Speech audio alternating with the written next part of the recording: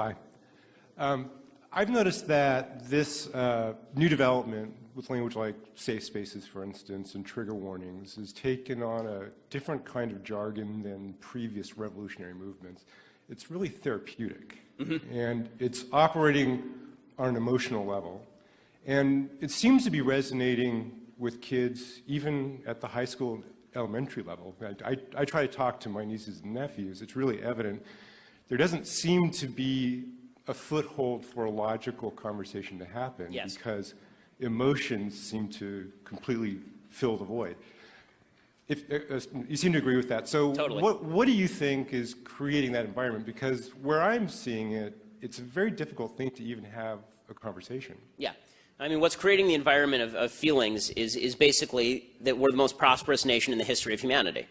So, I mean, if you've ever dealt with kids of very wealthy parents, very often they tend to be oversensitive and easily offended, and these are the kids of wealthy parents, namely the United States. And so what are they going to complain about? The fact that they're poor? They're not poor. The fact that they have a rough life? They don't.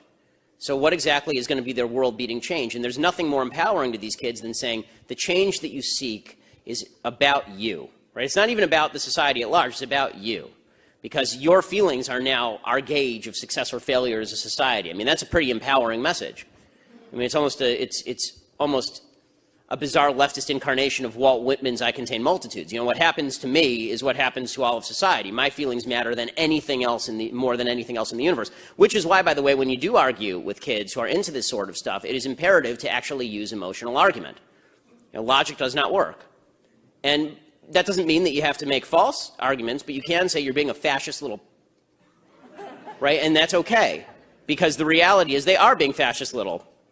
And so that's okay. And the reason that is because what they're really doing, what the left now does, is they make emotionally based arguments about your character. You're a bad person, right? The safe space argument, the microaggression argument, isn't that you're even saying something untrue. It's that you are a bad human being.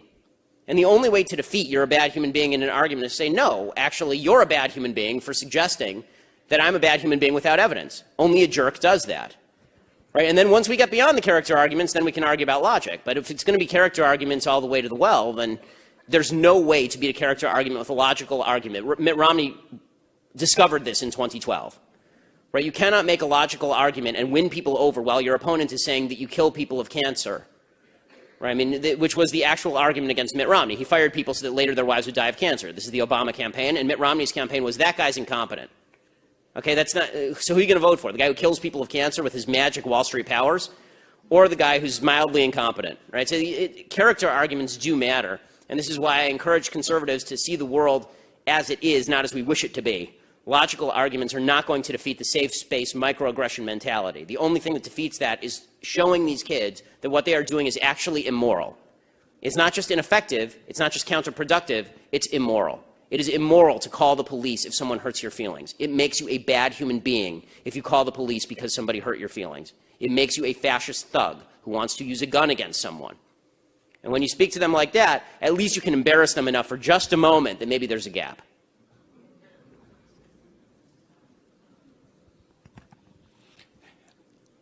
I'm going to ask a question on behalf of my daughter and son-in-law. We were visiting them. He's in the military. Well, thank you. Over Christmas, and he asked the question, we have 4 kids homeschooled, should we be saving money to send them to college? You've described a situation. He seems to sense that this is maybe not a good place for his kids, but on the other hand, college served him well, his wife. So would you please respond? So you have to gauge your own kids. I think it's a different, listen, I went to UCLA, I went to Harvard Law. There are no 2 more liberal institutions, leftists. I don't like the word liberal, they're not liberals, they're leftists. There are no 2 more leftist institutions on the planet than UCLA and Harvard Law School. I came out a stronger conservative because I used everything that I was learning as a starter. It wasn't the end point, right? It was, okay, you want me to read John Rawls? Okay, well now I'm going to go and I'm going to read Frederick Hayek, right? I'm going to read various perspectives on the same issue so that I know how to counter the argument. So I can argue leftist positions better than most leftists can, right? So if you have somebody who's a solid conservative, what I say to parents is about college, if your kid is not a solid conservative, if your kid doesn't have solid values by the time they're 18, they'll be a leftist by the time they're 21. That's the way that this works. all your heavy lifting is done before the college years. So you sort of have to, I mean, honestly, I think that if your kid isn't solidly ensconced in values before they hit puberty, you're in trouble. So this is a long as someone with a 2-year-old daughter and a son on the way. I mean, this is something I'm going to have to work on. It's something that, you know, I think that you have to gauge this. So what I say to college students who are really politically motivated is go to leftist campuses. Go to leftist campuses, learn how to hone your arguments, become a weapon. And what I also tell them is if you're going to be on a leftist campus, don't be stupid. If the professor is going to grade you down for being conservative in class, write like a communist. I mean, this is actually what I did when I was at UCLA. I'd argue with the professor in class, and then we had things called blue books, and blue books were great because they were anonymous. They just used your student ID number. And so if you read my actual essays from college, they read like something directly out of The Nation.